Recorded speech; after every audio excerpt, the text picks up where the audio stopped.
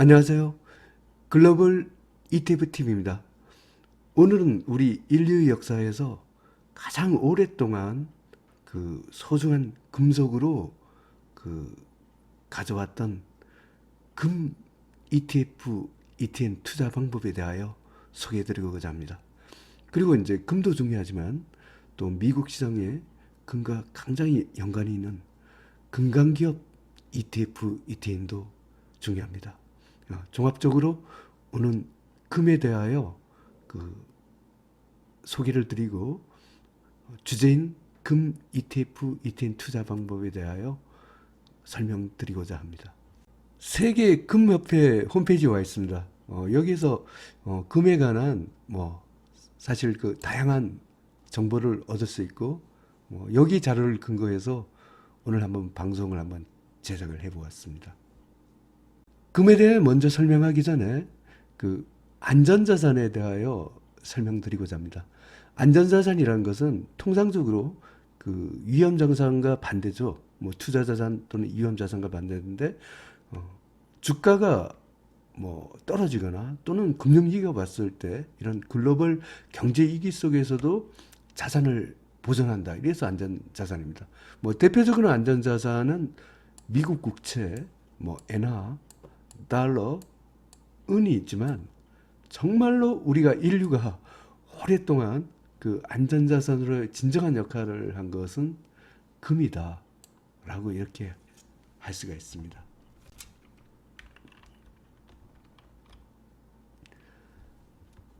금의 특성에 대하여 설명을 드려보겠습니다. 이것은 이제 그 제임스 리카즈라는 분이 이 금의 기한이라는 이 책을 갖고 발간했습니다. 한국어로도 번역이 됐고 여기 책의 내용을 갖고 많이 인용을 했습니다. 첫 번째로 금은 화폐입니다. 금은 가치 보존이 가능하고 믿음직한 유일한 원소입니다. 패드나 IMF가 대안이 되지 못해도 금은 유일한 피난처로 갑니다. 실제로 인류는 금을 화폐로서 많이 사용을 했습니다. 현재 그 옛날 화폐가 그 거래되고 있기도 하더라고요. 한번 봐보겠습니다. 금화를 갖고 보여주는 홈페이지에 와 있습니다. 이렇게 보면 그 아주 옛날에도 이렇게 금화들이 다양하게 금으로 그 실제로 화폐로서 이렇게 통용을 했습니다. 하지만 그 개념적인 화폐로서도 금은 작용을 하고 있습니다. 두 번째 금의 특성은 보험이라고 합니다. 인플레이션과 디플레이션 모든 상황에서 제 역할을 수행하는 최고의 보험은 금이라고 제임스 리카즈는 설명을 하고 있습니다.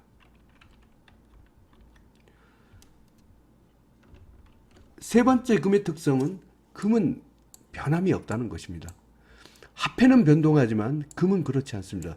예를 들어 금 가격이 이제 온스당 1200달러에서 1300달러가 됐다면 우리는 통상적으로 금값이 올랐다고 이렇게 하지만 사실은 금값이 오른 게 아니라 달러 가치가 떨어졌다는 것입니다.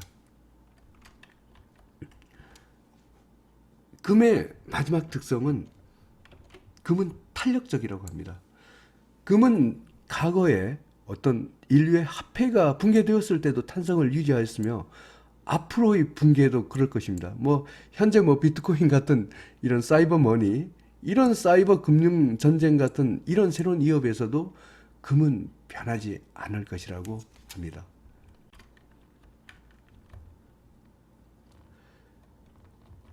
금의 역사에서 브레튼 우즈 체제를 갖고 한번 공부를 한번 해보겠습니다. 브레튼 우즈 체제는 1944년도에 출발한 세계 통화가치 안정, 무역진흥, 개발도상국의 지원을 목적으로 출범한 국제통화체조입니다. 여기에서 이제 미국 달러를 갖고 기초통화를 하는 금분위 제도를 실시했습니다. 이때 그 금 1온스를 35달러에 이렇게 고정을 시키고 다른 나라 통화는 그 달러에 고정해서 이렇게 가치를 했습니다. 브레튼 우즈 체제에서는 IMF 또는 국제부흥개발은행 IBRD를 설립하기로 했습니다. 이 1971년도에 이제 미국이 그 달러에 대한 금태환을 정지함으로써 브레튼 우즈 체제가 붕괴되었습니다. 하여튼 이 브레튼 우즈 체제에서는 그 달러를 갖고 금에 연동한 금본위 제도를 갖고 시행을 했다는 면에서 굉장히 그 금이 굉장히 그 화폐로서의 중요한 역할을 하였었다는 것을 잘 알 수가 있습니다. 요 이후의 역할을 한번 말씀드려보면 이제 제2차 세계대전 때 원래 이전에는 영국의 파운드화가 소위 기축통화였습니다.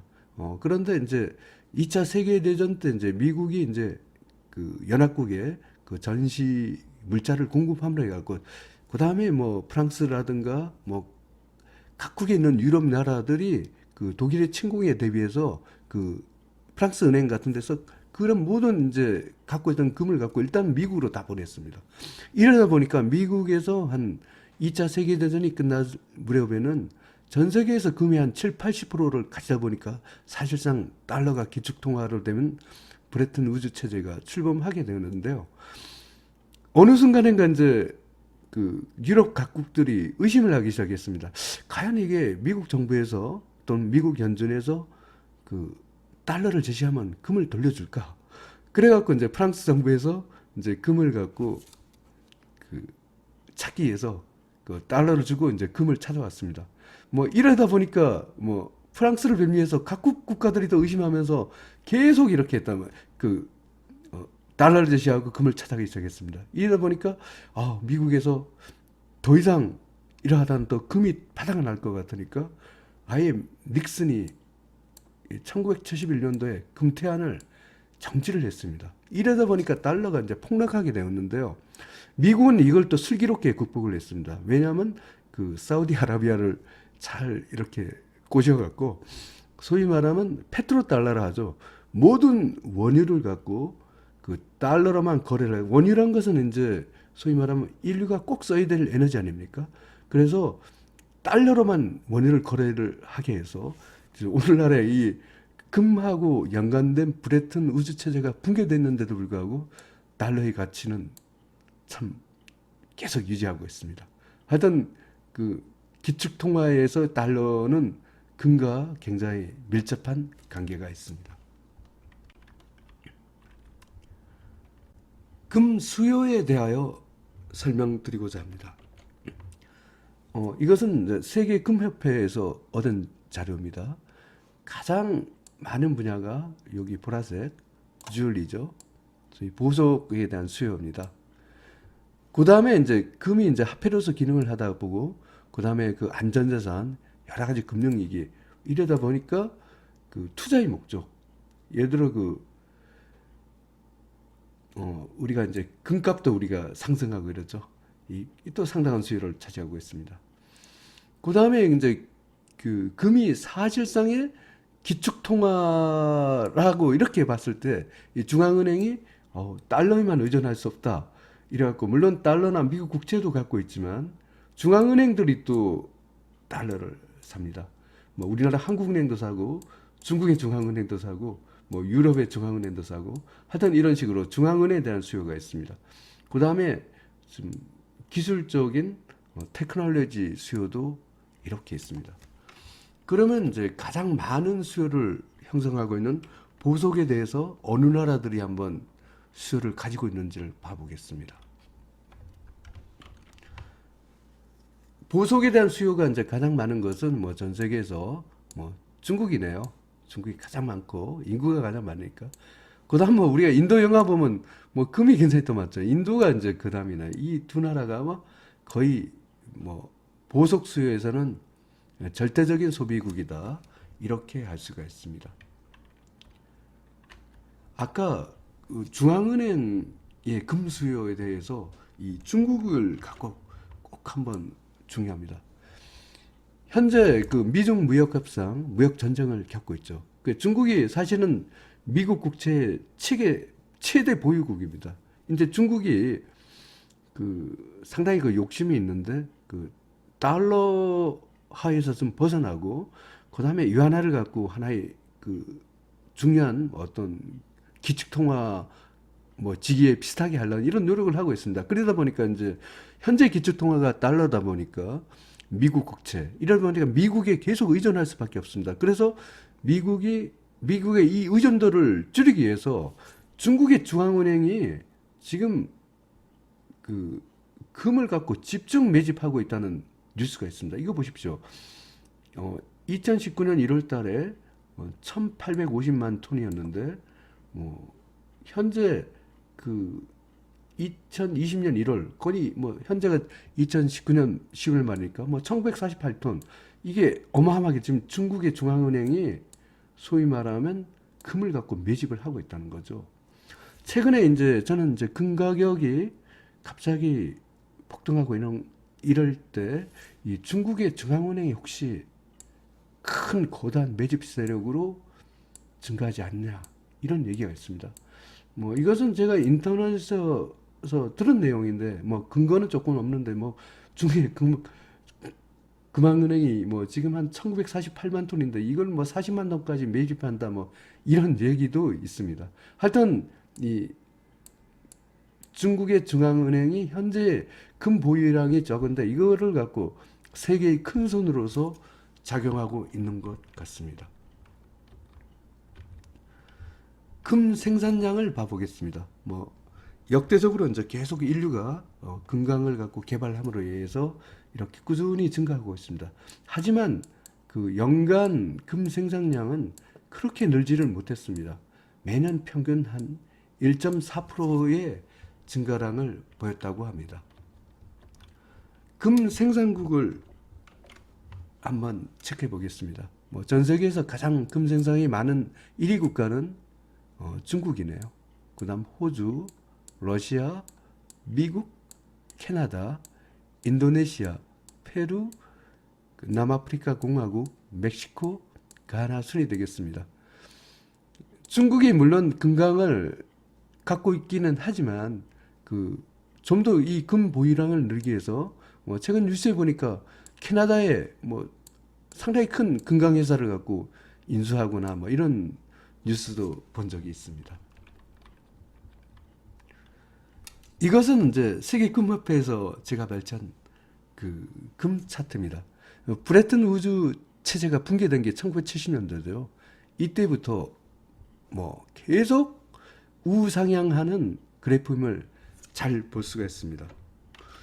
이거는 좀 여담인데 우리나라 한국은행이 사실은 중앙은행도 금을 지금 현재 중국은행이 굉장히 매집하고 있지만 한국은행도 금 보유량이 적어갖고 아마 국회로부터 많은 지적을 받았던 모양입니다. 아마 이렇게 금값이 이렇게 폭등하는 시기가 있었죠. 2002년부터 12년 동안 이렇게 폭등할 때 계속 아마 국회로부터 아주 지적을 받은 모양입니다. 도당 국정감사 같은데 받았다고 생각이 드는데요. 아니 국회로부터 너들 이렇게 금값 폭등하고 있는데 한국은행은 도대체 IMF 위기 같은 이렇게 맞고도 아직도 정신 못 차리냐. 금을 매집하라고 계속 압력을 걸었습니다. 그래서 그런지 아니면 한국인 자체 판단인지 몰라도 금을 갖고 거의 보유를 하고 있지 않던 한국은행이 드디어 금을 보유하기 시작했습니다. 3년 동안 보유했는데 공교롭게도 여기 완전 해피님 완전히 상투 잡았네요. 정말 한국은행처럼 이렇게 투자를 해서는 안 되겠습니다. 이렇게 투자의 세계에서는 정치적인 판단이 들어가면 실패를 하는 것입니다. 이렇게 참 그 이후에 아주 고난의 시기를 보냈네요. 그래도 다행히 반등을 하고 있어서 국민의 세금이 아직까지는 물 먹고 있는 것 같은데 그래도 장기적인 관점에서 금 가격은 우상향하고 있기 때문에 괜찮을 것 같습니다. 우리가 금 ETF, ETN을 거래하는 목적은 가격 상승에 대한 차익입니다. 그러면 금값 결정 요인을 갖고 보는 것이 중요합니다. 이것은 서강대학교 김영익 교수님의 어떤 기고문이나 그 다음에 각종 방송에 나온 인터뷰 자료를 제가 보고 정리했습니다. 굉장히 제가 유용한 자료라고 제가 보겠습니다. 첫 번째로 달러 지수와 금값은 반비례 관계입니다. 이것은 사실은 그 김영익 교수님의 그 기고문을 보기 전에도 제가 경험적으로도 이거는 잘 알고 있었던 것입니다. 너무나 이게 쉽게 발견이 되더라고요. 통상적으로 달러 지수가 하락하면 금값은 오르고 달러 지수가 상승하면 금값은 내립니다. 달러와 반대로 금값은 움직인다는 거죠. 그 김영익 교수님의 그 연구 결과에 하면 달러 지수가 1%를 하락을 할 때 금값은 1.2% 상승을 한다고 봅니다. 한번 요거를 갖고 그 미국의 그 차트에 가서 제가 한번 그 달러 지수와 금값 관계에 대해서 한번 그 검증을 한번 해보겠습니다.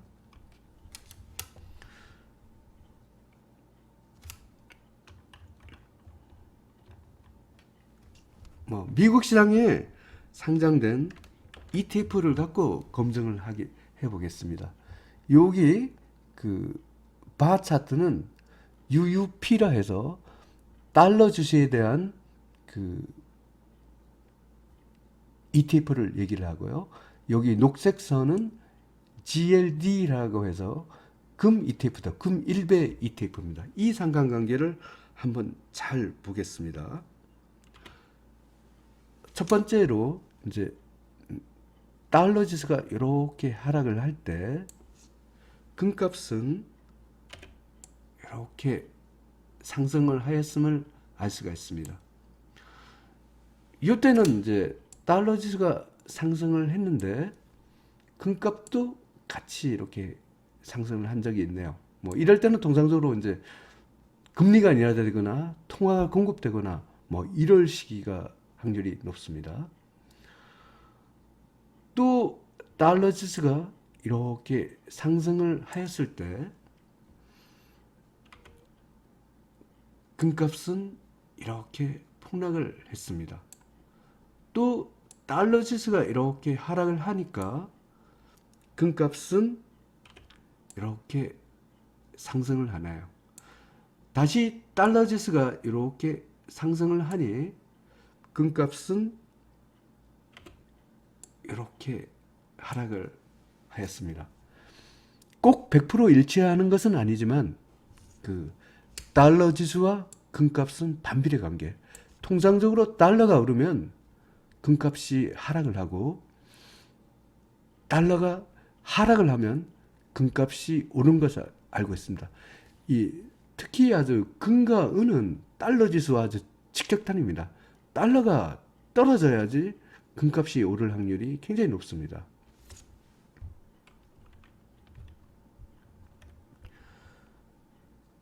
유동성과 금값은 정비례 관계입니다. 글로벌 유동성이 증가하면 금값은 오른다는 거죠. 예를 들어 미국 패드 연준에서 그 금리를 인하한다든가 어떤 양적 완화 정책을 한다든가 뭐 아베가 아베노믹스로 이제 뭐 엔화를 찍어낸다든가 중국의 중앙은행이 뭐 지준율을 낮춰갖고 통화를 공급한다든가 이런 글로벌 유동성이 증가하면 금값은 오른다는 거죠. 그 김영익 교수님의 연구 결과에 의하면 유동성이 1% 증가할 때 금값은 1.5% 상승을 하였다고 봅니다. 굉장히 그 상관관계가 굉장히 높습니다. 하여튼 통화 공급이 되면 금값은 자동적으로 올라간다는 것입니다.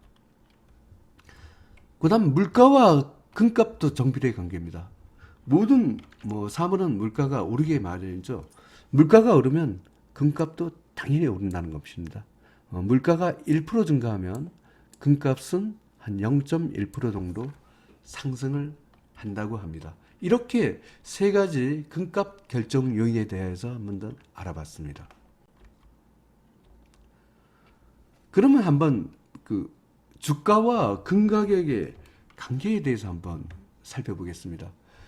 이것은 이제 주가의 대표적인 미국의 S&P 500 지수 여기서 해석으로 표시를 했습니다. 그 3배 레버리지죠. 그 UGLD 이것도 3배 ETF입니다. 미국 시장엔 요거의 관계를 한번 봐보겠습니다. 요 2017년도 시기네요. 주가가 이렇게 올라갈 때 금 가격도 같이 이렇게 올라갔네요. 여기에서도 이제 2018년도 상반기네요. 주가가 이렇게 올라갈 때, 이럴 때 금 가격은 또 이렇게 떨어졌었네요. 2018년도 이제 하반기였습니다. 주가가 이렇게 떨어질 때 금 가격은 이렇게 올라갔습니다.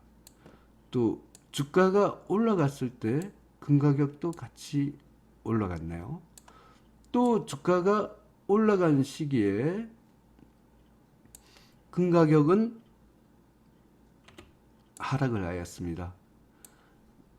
또 주가가 뭐 이렇게 그 올라간 시기에 또 금 가격도 같이 상승을 하였습니다. 또 주가가 올라갈 때 또 금 가격은 또 하락을 이렇게 하였네요. 또 마지막에서는 또 주가가 또 올라갈 때 금 가격도 같이 올라갔네요. 뭐 이렇게 보시면 아까 달러와 금은 반대 가격이라는 게 어느 정도 명확하는데 주가와 금 가격은 뭐 들쑥날쑥해서 어떤 큰 상관관계를 볼 수 없습니다. 주가와 금 가격은 별 상관관계가 없다. 뭐 같은 방향으로 움직일 수도 있고 이 경우에는 금리가 인하되거나 어떤 글로벌 유동성이 증가되는 통화가 공급되는 시기는 같은 방향, 같은 시기에 같은 방향 움직이고 그다음 경제 위기 같은 경우에 봤을 때는 반대로 움직이는 경향이 많습니다. 그래서 어떤 큰 상관관계가 없기 때문에 주가와 금 가격은 상관관계가 없다라고 이렇게 결론을 내리고 독자적으로 움직인다 이렇게 보시면 되겠습니다.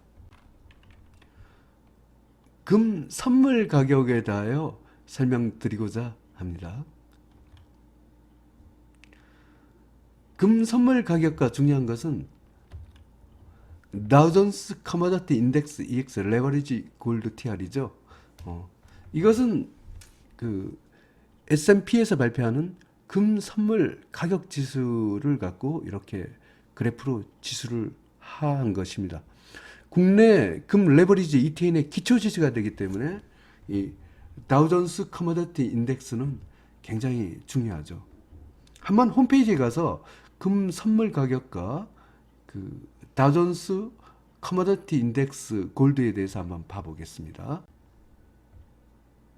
이것이 코맥스 미국 상품 거래소 홈페이지에 골드 선물 계약에 대해서 이렇게 설명한 홈페이지에 와 있습니다. 이게 뭐 금 선물 뭐 계약에 관한 간단한 스펙이다 이렇게 보시면 되겠습니다. 아까 그 선물 가격을 기초로 해서 다우존스 커머더티 인덱스 EX 레버리지 골드 TR 요게 우리가 지금 한국에 투자하는 금 선물 그 ETF 또는 ETN의 기초 가격이 됩니다. 이렇게 요 지수대로 우리가 이제 금 가격을 갖고 결정된 것을 갖고 투자하는 가격이 되겠습니다. 금 ETF, ETN 투자 방법에 대하여 설명드리고자 합니다. 미국 시장을 통해서 금을 투자하는 방법이 있고요. 한국 시장에서도 ETF, ETN이 있기 때문에 미국 시장, 한국 시장 모두 투자가 가능합니다.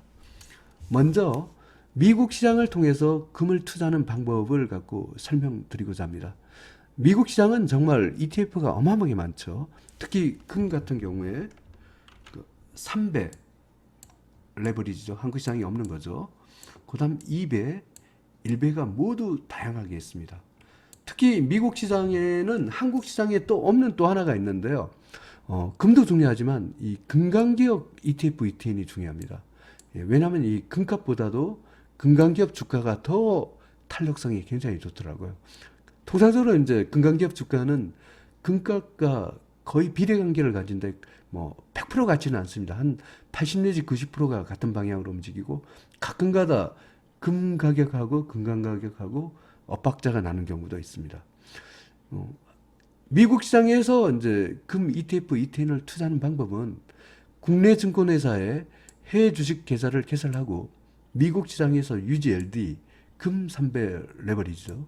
NUGT, 금강기업 3배 레버리지 등을 갖고 매수를 하는 것을 의미합니다.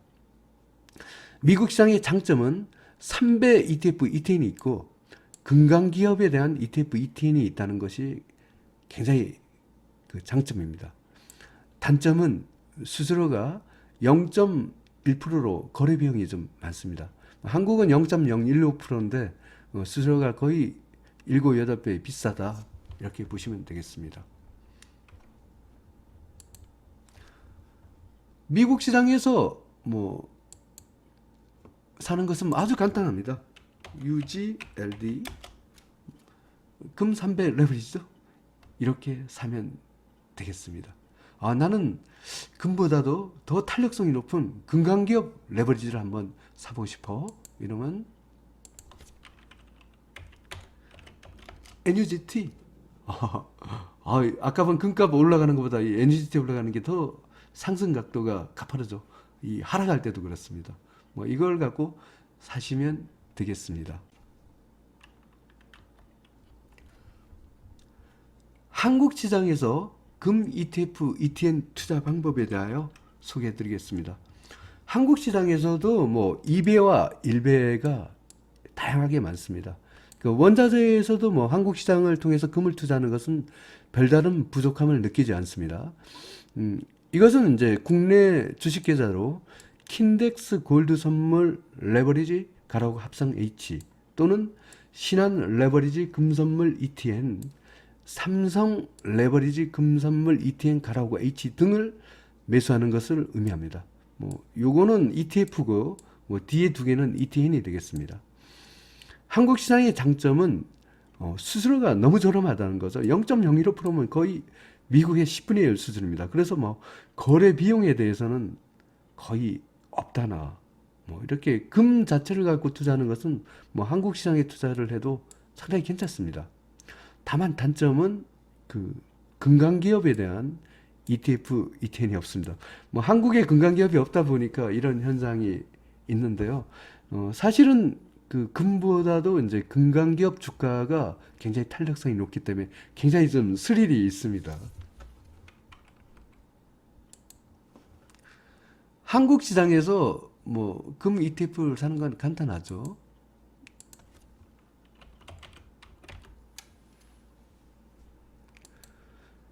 킨덱스 골드 선물 레버리지 갑성 H 이거 사면 되겠습니다.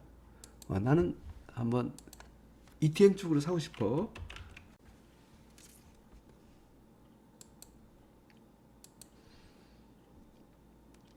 삼성 레버리지 금선물 ETN H 요걸 사면 되겠습니다.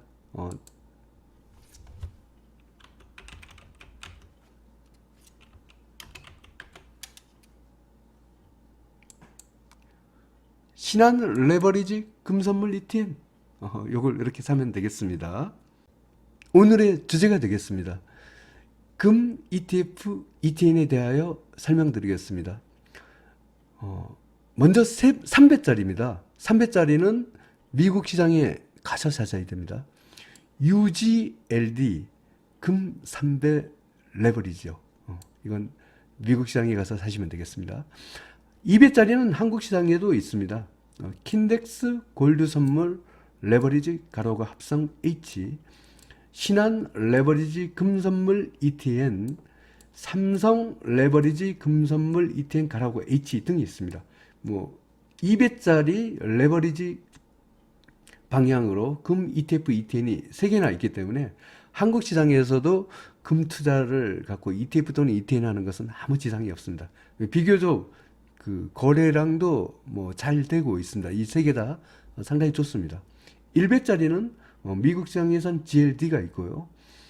한국 시장에서는 코덱스 골드 선물 가로고 H 등이 있습니다.